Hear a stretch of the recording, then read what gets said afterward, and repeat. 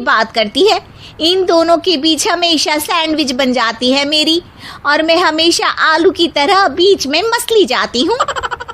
Mummy जी, इन दोनों को लगता है कि मैं छोटी हूँ तो इनके पैरों तले दब जाऊंगी, लेकिन नहीं, मेरा भी उतना ही अधिकार है जितना इन दोनों का है।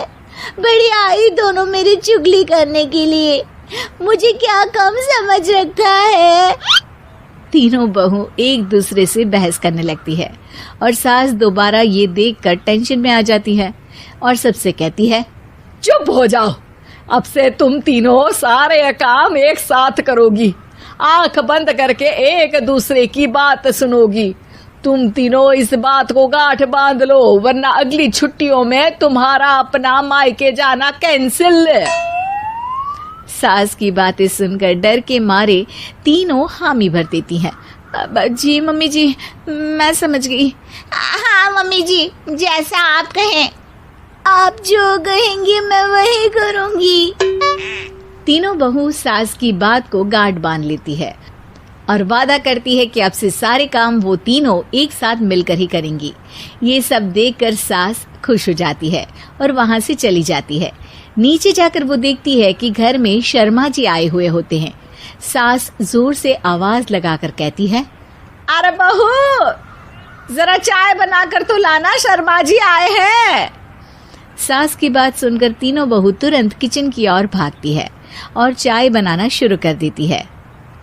मुझे तो एकदम मसाले वाली कड़क चाय पसंद है, तो हम शर्मा जी के लिए मसाले वाली चाय ही बनाएंगे। अरे नहीं दीदी, गर्मी के मौसम में मसाला चाय कौन पीता है? मैं तो शर्मा जी के लिए इलायची वाली चाय ही बनाऊंगी। ये कैसी बात कर रही हैं आप दोनों? मेरी मम्मी ने सिखाया है कि मेहमान को ज्यादा दूध और शक्कर वाली चाय देनी चाहिए, वरना वो घर वालों को कंजूस समझते हैं। तो मैं तो शर्मा जी को ऐसी ही चाय दूंगी। तीनों बहुएं अपने अपने तरीके से चाय में शक्कर, मसाला, पत्ती सब डाल देती है।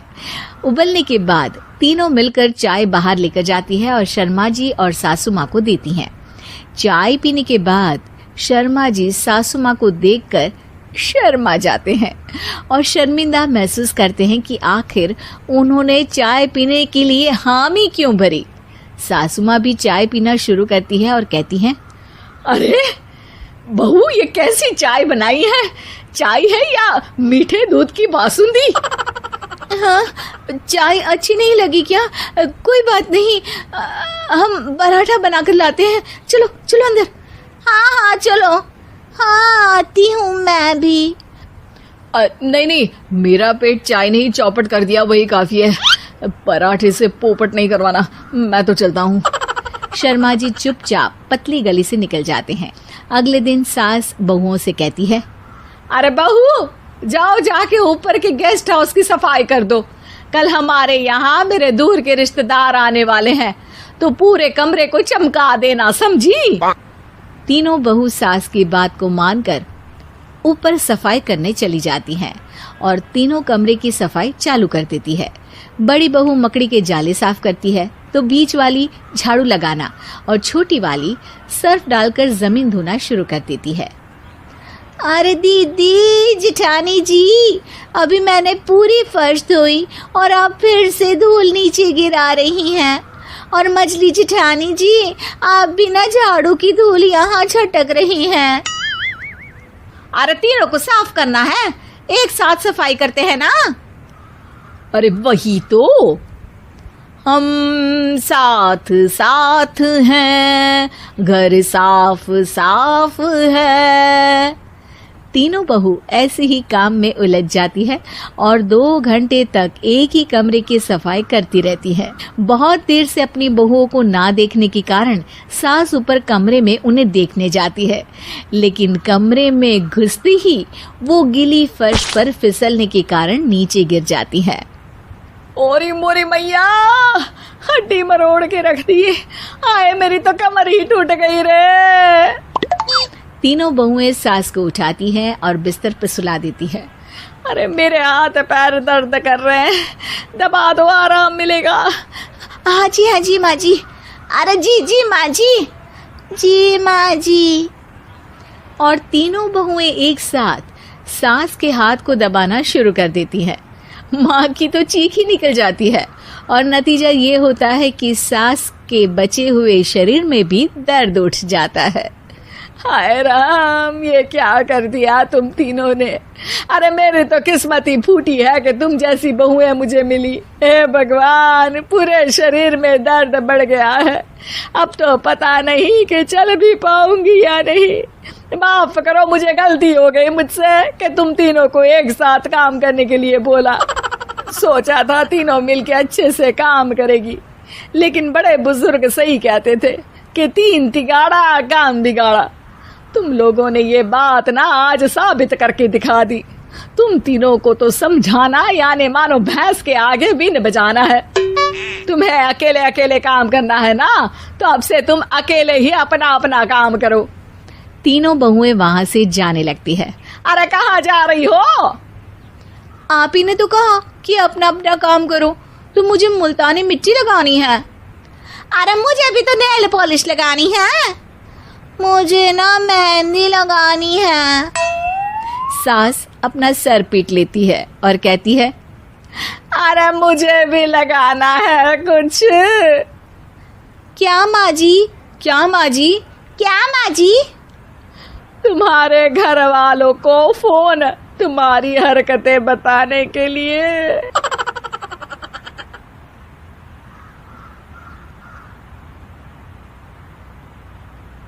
मोहन लैपटॉप का कैमरा और स्पीकर ऑन करता है, तभी कुकर की सीटी बजती है। करा लो अब इसे चुप। लॉकडाउन नहीं हुआ, मेरी मौत का फरमान जारी हो गया। दोनों बाप बेटे ने नाक में दम किया हुआ है। ऐसा बोलकर गीता वहां से शिविन के कमरे में पहुंच जाती है, जहां शिविन अभी भी सो रहा होता है। ओ आलसी, अब अगर 5 मिनट में नहीं उठाना तो आज तेरा गेम और यूट्यूब कैंसिल। माँ की बात सुनकर शिविन बिना 1 मिनट गंवाए उठ खड़ा होता है। उठ गया, अभी नागर भी आता हूँ। ये नाटक कहीं और, मुंह पर गीला कपड़ा मार और पढ़ने बैठ। शिविन की ऑनलाइन क्लास स्टार्ट हो जाती है, जिस पर गीता उसे वहां बिठाकर रसोई में चली जाती है। थोड़ी देर में उसे कमरे से कुछ आवाज सुनाई देती है, जिसे सुनकर वो कमरे में वापस आती है। हाय राम, तुझे क्लास अटेंड करने के लिए बोला था, कैमरा ऑफ करके बिस्तर पर नाचने के लिए नहीं बोला था। मम्मी मुझे कुछ समझ नहीं आ रहा, आप बाद में पढ़ा देना ना, वैसे भी अटेंडेंस तो लगी गई है। हाँ बेटा, जरूर बन जा, तू अभी से हम सबका बाप बन जा। अरे नहीं मतलब कहाँ से लाते हो इतना दिमाग, और पढ़ाई करते हुए ये चला कहाँ जाता है? नाइस क्वेश्चन, दिमाग से पूछकर बता दूंगा। शिविन की बातों से परेशान होकर गीता उसे मारने के लिए जैसे ही आगे बढ़ती है, तभी वो कमरे से बाहर भाग जाता है। अब शिविन आगे आगे और गीता हाथ में चप्पल पकड़े उसके पीछे पीछे पूरे घर में दोनों घूम रहे होते हैं। इसी बीच वो रोहन के पास पहुंच जाता है और शिविन को मारने वाली चप्पल रोहन के लैपटॉप पर जाकर गिरती है। ओए माँ! मम्मी, अब पापा को चप्पल मार रही हो? वो आज तक के रिपोर्टर, चुपचाप जाकर क्लास अटेंड कर ले, नहीं तो अगली तेरे पीछे लगेगी। इस पर शिविन वहां से चला जाता है, जिसके बाद रोहन गीता से कहता है, इस सर्कस के लिए कुछ बोलना चाहोगी? अरे क्या करूं, जब से तुम दोनों घर में रहने लगे हो, घर अपने आप ही सर्कस बन गया है और मैं तुम्हारी नौकर। कभी बेटी को संभालो तो कभी बाप के नखरे उठाओ। इन्हीं सब उथल पुथल में दिन बीतते रहते हैं, जिसमें हर रोज घर के अंदर कुछ नया सियप्पा खड़ा मिलता है, जो ज्यादातर शिविन और रोहन की ऑनलाइन स्कूल और ऑफिस से रिलेटेड ही होता है। एक सुबह, शिविन चल उठ, आज की क्लास जल्दी है। कैमरा ऑफ करके आप अटेंड कर लो। अरे ऐसे छित्तर पड़ेंगे, दादी नानी सब एक साथ याद आ जाएंगी। गीता की लाख मशक्कतों के बाद क्लास तो खत्म हो जाती है, लेकिन उसके बाद शिविन फोन इस्तेमाल करते हुए इंस्टाग्राम रील बनाने लगता है। रसोड़े में कौन था? तुम थी, मैं थी, कौन था? कौन था? हाँ, मैं गरीब हूँ, मैं गरीब हूँ। अरे ओ गरीब के बेटे, आजा, मैं बनाती हूँ तुझे गरीब। मैं बताती हूँ रसोड़े में कौन था। पढ़ाई करने बोलो तो इनकी माँ मर जाती है और ये पागलपंतियां जितनी मर्जी करा लो। गीता शिविन को डांट रही होती है, तभी रोहन बीच में बोल पड़ता है, अरे बच्चा ही तो है, इतना गुस्सा क्यों कर रही हो। बेटे का साथ देने की इसी एक कोशिश में अब शिविन के साथ साथ रोहन भी गीता के गुस्से की सूली पर चढ़ जाता है। अगर बेटे पर इतना ही प्यार आ रहा है तो इसे क्लास अटेंड क्यों नहीं कराते, इसका होमवर्क क्यों नहीं कराते। उस समय तो बहुत जल्दी मीटिंग आ जाती है, वो काम मैं करूं और यहाँ इस बेफिजूली की चीज में तरफदारी करके बन जाओ महान। हे भगवान, कोई तो इनके ऑफिस और स्कूल खुलवाओ, मैं इन्हें और घर में नहीं सह सकती। अरे कुछ और मांग लेती, क्योंकि तुम्हारी ये विश इस साल तो पूरी होने से रही, कोरोना। हाय, नास पीटे ने जिंदगी ही बर्बाद कर दी। खाए कोई पचाए कोई, कल मुझे चुन चुन कर सबको मेरी बद्दुआ लगेगी। उन्होंने दुनिया का और इन बाप बेटे दोनों ने मेरा जीना मुश्किल कर दिया। गीता वहां से चली जाती है, जिसके बाद रोहन शिविन से कहता है, अरे तुम्हारी मम्मी इतनी भड़की हुई क्यों है। आपकी वजह से पूरा समय घर में रहते हो और उस पर कोई काम कराने की जगह बस ऑर्डर देते रहते हो। अच्छा बेटे, सारा इल्जाम मुझ पर, पूरा दिन तो वो तुम पर ही चिल्लाती है। हाँ, मतलब दोनों का 50-50 है, कुछ करना पड़ेगा। वो कहते ना, make the best out of worst. I have an idea. वैसे तुम्हारी माँ सही कहती है, बहुत जुबान चलाने लगे हो, कम बोला करो। अगली सुबह रोहन और शिविन अपनी गलती को सुधारने के लिए गीता के उठने से पहले घर का आधा काम खत्म कर देते हैं, जिसे देखकर गीता खुश हो जाती है और फिर बाकी बचा काम वो तीनों मिलकर पूरा कर लेते हैं। जिसके बाद अब वो सब मिल बांट कर हर काम में एक दूसरे की मदद करते हुए लॉकडाउन का मजा लेने लगते हैं।